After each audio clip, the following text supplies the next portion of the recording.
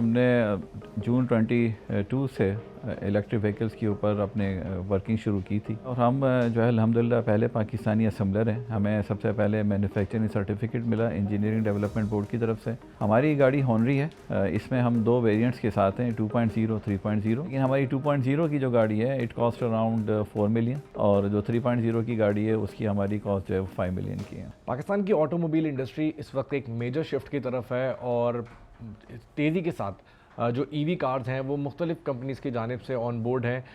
आज हम हैं दीवान फारूक मोटर्स में और CEO वसीम उल हक अंसारी इस वक्त हमारे साथ मौजूद होंगे। क्या दीवान मोटर्स इस वक्त ईवी में वेरिएंट्स ऑफ़र कर रहे हैं और क्या आउटलुक नज़र आता है पाकिस्तान का जो ईवी को लेके, उस पर बातचीत करेंगे। अस्सलाम वालेकुम सर।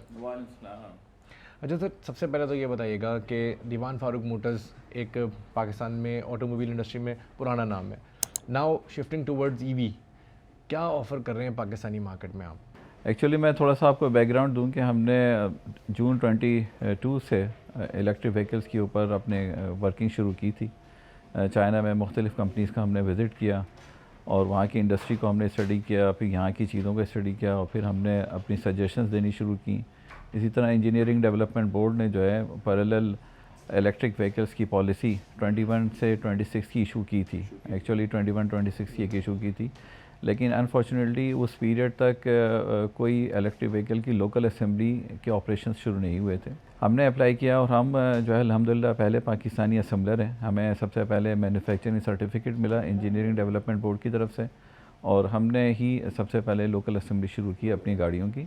तो हम इलेक्ट्रिक व्हीकल की लोकल असेंबली में पायनियर हैं। हमारी गाड़ी हॉनरी है, इसमें हम दो वेरिएंट्स के साथ हैं 2.0 3.0।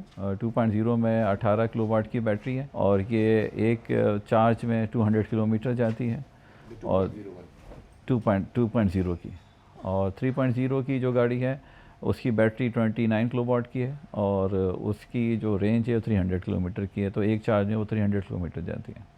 मार्केट में इस वक्त ज़ाहिर है कि इलेक्ट्रिक कार्स हैं और इंपोर्ट यूनिट्स भी मौजूद हैं, कैसे उनसे आपकी जो कार्स हैं वो किस तरह मुख्तलिफ हैं और क्या प्राइस ऑफ़र कर रहे हैं इस वक्त आप लोग? एक्चुअली अगर आप इंपोर्टेड यूनिट की बात करते हैं ना तो उसमें इलेक्ट्रिक व्हीकल्स के इंपोर्ट यूनिट के ऊपर गवर्नमेंट ने फॉर अनदर 1 ईयर एक सब्सिडी दी हुई है, एक फैसिलिटी दी हुई है रादर, और वो इस तरह से है कि वो 25% रेट ऑफ CKD के ऊपर इलेक्ट्रिक व्हीकल इंपोर्ट कर सकते हैं जो जिसकी बैटरी जो है वो या $50,000 से नीचे की गाड़ी अगर है। उसकी वजह से थोड़ा सा हमें लोकल असेंबली में एक बहुत बड़ा चैलेंज है कि हमने अपने ऑपरेशंस को जो है ना एक बहुत ही लिमिटेड डेल्टा के अंदर जो है उसमें हमने ऑपरेशंस लेके चलने हैं। तो लेकिन ये है कि हमारी इस वक्त तक गाड़ी जो है वो एक एक्सेप्टेंस उसकी ग्रेजुअली बढ़ रही है। उसकी वजह ये है कि जो इलेक्ट्रिक व्हीकल्स हैं उसके बारे में क्या अवेयरनेस का एक इशू है। अच्छा, मोर और लेस एक और इशू जो सिग्निफिकेंट है वो इंफ्रास्ट्रक्चर का है, क्योंकि फ़ास्ट चार्जेस अवेलेबल नहीं है। तो इसी और हम क्योंकि पहले असेंबलर हो रहे थे, हम 2022 से काम शुरू हमने किया था इसके ऊपर गाड़ियों के ऊपर, इसीलिए जो चेयरमैन साहब की हमारी इंस्ट्रक्शंस थी वो कैटेगोरिकली यही थी कि हम जो शुरू में मॉडल लॉन्च करेंगे वो AC के साथ करेंगे, DC चार्जिंग पे नहीं करेंगे बल्कि AC चार्जिंग पे करेंगे। तो हमारी गाड़ी स्लो चार्जिंग है। स्लो चार्जिंग का मतलब ये है कि आप अपने घर में जो आपके पानी की मोटर के जो सॉकेट होता है 18 एम्पियर 16 एम्पियर का जो केबल होता है, आप उस सॉकेट से अपनी गाड़ी को चार्ज कर सकते हैं। तो ये 20 to 80% जो है 6 घंटे में और 100% 7 से 8 घंटे में चार्ज हो जाती है। एनफ फॉर नेक्स्ट 3 डेज़, क्योंकि कराची में अगर आपकी मूवमेंट है, शहरों में आपकी मूवमेंट है, तो उसके अंदर आप कोई 60-70 किलोमीटर 80 किलोमीटर से ज़्यादा की तो आपकी होती ही नहीं है। तो आप एक दफ़ा चार्ज कर लेते हैं तो 3 दिन तक के लिए जो है वो सफिशिएंट है। अच्छा, इसकी जो आपने दो वेरिएंट्स बताए, इनकी प्राइजेस क्या ऑफ़र कर रहे हैं, क्योंकि मार्केट इस वक्त बड़ी कम्पैटिटिव है, तो मार्केट से प्राइजेस कुछ ऐसी ऑफ़र कर रहे हैं कि आपका जो हमारी जो एक वायबल कम्युनिटी है, बहुत बड़ी एक ऑडियंस है जो कि बहुत ज़्यादा एक्सपेंसिव कार्स अफोर्ड नहीं कर सकती है। हमारी एक्चुअली इलेक्ट्रिक व्हीकल की price as compare with ice partially ज़्यादा होती है ग्लोबली। उसमें कोई ये नहीं है कि वैसे पाकिस्तान में ही हो, लेकिन हमारी क्योंकि पहली लोकल असेंबल कार है तो एज सच इसका किसी इलेक्ट्रिक व्हीकल के साथ तो कोई कंपैरिजन हो नहीं सकता था। लेकिन हमारी 2.0 की जो गाड़ी है इट कॉस्ट अराउंड 4 मिलियन और जो 3.0 की गाड़ी है उसकी हमारी कॉस्ट जो है 5 मिलियन की है। गवर्नमेंट ऑफ पाकिस्तान ने भी कुछ प्लान्स जो है बनाए हुए हैं 2030 एंड फॉर 2060, वो कितने ऑप्टिमम आप उसमें आप समझते हैं कि गवर्नमेंट अचीव कर सकती है टारगेट्स? क्योंकि एक अभी 2025 में हम मौजूद हैं और गवर्नमेंट के जो नंबर्स हैं वो आई थिंक कुछ बहुत ज़्यादा हैं, तो लगता है कि हम इतनी जल्दी वायबल हो जाएंगे और लोगों को ईवी की तरफ डाइवर्ट कर सकेंगे? एक्चुअली देखें, सबसे बड़ा एडवांटेज तो ईवी जो लोकल असेंबली है उसका ये है कि आपका जो फॉरेन एक्सचेंज बिल है उसमें रिडक्शन आती है। फिर आप जो फ्यूल इंपोर्ट करते हैं जो तकरीबन 14-15 बिलियन डॉलर का एनुअल होता है, जो सिर्फ आप ट्रांसपोर्ट के लिए यूज़ करते हैं, उसमें एक सिग्निफिकेंट रिडक्शन आएगी। और डेफिनेटली 2-3 साल के अंदर अगर ये 2.5-3 लाख गाड़ियाँ जो है रोड के ऊपर आ जाती हैं तो डेफिनेटली उसमें जो है ना फिर हर साल के बाद जो है ना आपको एक सिग्निफिकेंट डिफरेंस मिलेगा आपके इंपोर्ट बिल के ऊपर। अगर आपको ये वीडियो पसंद आ रही है तो अभी सब्सक्राइब करें। तो गवर्नमेंट के जो टारगेट हैं वो बहुत एग्रेसिव हैं, लेकिन इंडस्ट्री ये समझती है और हम भी जब उन चीज़ों को एवेल्यूएट करते हैं तो हम समझते हैं कि वो अचीवेबल है, डेफिनेटली अचीवेबल है। उसकी वन ऑफ द रीज़न तो ये है कि इस वक्त जो गवर्नमेंट की स्कीम्स हैं तो मैक्रो इकोनॉमिक्स पाकिस्तान की बहुत पॉजिटिव है। माइक्रो में थोड़ा सा लिमिटेशन नज़र आ रही हैं कि 2 महीने के बाद, 6 महीने के बाद, 10 महीने में, लेकिन 1-2 साल के आगे के जो मामला थे ना मैक्रो इकोनॉमिक्स वो बहुत पॉजिटिव है। तो वी आर वेरी कॉन्फिडेंट कि इंशाल्लाह जो ऑटोमोबाइल का वॉल्यूम है वो भी इंक्रीज़ होगा और ऐसा सच उसके साथ साथ जो है जो लोकल असेंबली इलेक्ट्रिक व्हीकल्स की है वो भी उसका भी वॉल्यूम बहुत आगे आएगा। इसमें एक्चुअली गवर्नमेंट ने अच्छी एक पॉलिसी दी हुई है और वो एक्चुअली तो गवर्नमेंट की दोनों पॉलिसीज़ इस वक्त ईवी सपोर्टिव हैं, लोकल असेंबली की भी और सीबी इंपोर्ट की भी। लेकिन सीबी इंपोर्ट का जो टैरिफ है वो 1 साल के बाद फिर गवर्नमेंट इंक्रीज़ करेगी। तो बाय दैट टाइम इस वक्त जो लोग सीबीयू गाड़ी इंपोर्ट कर रहे हैं उनके लिए 1-1.5 साल का टाइम है कि वो अपनी लोकल असेंबली के ऑपरेशंस को जो है वो गियर अप करें कि बाय द टाइम जब 25% से 50% टैरिफ जाएगा तो वो लोकल असेंबली शुरू करने की पोजीशन है। अच्छा, प्रोडक्शन के साथ साथ एक चीज़ और है, वो ये कि आपने अभी खुद भी कहा कि चार्जिंग के थोड़े से इंफ्रास्ट्रक्चर में आपको ज़ाहिर कुछ चैलेंजेस हैं जो फेस करने पड़े। तो उन चैलेंजेस से ओवरकम करने के लिए और उन चैलेंजेस से निपटने के लिए किस तरह आप लोग प्लानिंग कर रहे हैं, क्योंकि एक इंफ्रास्ट्रक्चर आपको रिक्वायर होगा थ्रू आउट द कंट्री के चार्जिंग स्टेशन अवेलेबल हों, तो उसके लिए क्या कर रहे हैं? देखें, ये इलेक्ट्रिक व्हीकल की जब हम बात करते हैं ना तो ये सिर्फ एक जो ये टेक्नोलॉजी है ना ये कंप्लीट इकोसिस्टम है। इकोसिस्टम का मतलब ये है कि जी आपकी गाड़ी की बैटरी भी है, गाड़ी की जो मोटर भी है, उसका बीएमएस सिस्टम है और फिर जो है ना आपके पास सोलर पैनल्स हैं, फिर एनर्जी स्टोरेज सिस्टम है। इन सारी चीज़ों की जो कॉम्बिनेशन है ना एक्चुअली वो that will play significant role to reduce the import bill, fuel import bill.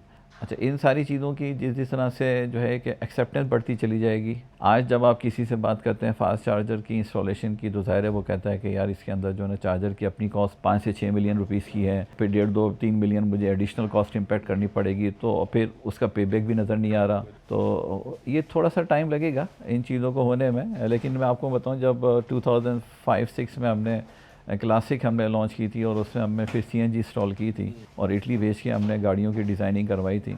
तो जब हमने सीएनजी शुरू की, we are the first one जिन्होंने सीएनजी किट इंस्टॉल की थी फैक्ट्री में, और ग्रेजुअली देखते देखते सारी कंपनीज़ ने की और कोई 3-3.5 हज़ार जो है आउटलेट्स सीएनजी स्टेशन के खुल गए थे विद इन नो टाइम। तो इसी तरह से इसकी मशरूम ग्रोथ होनी है।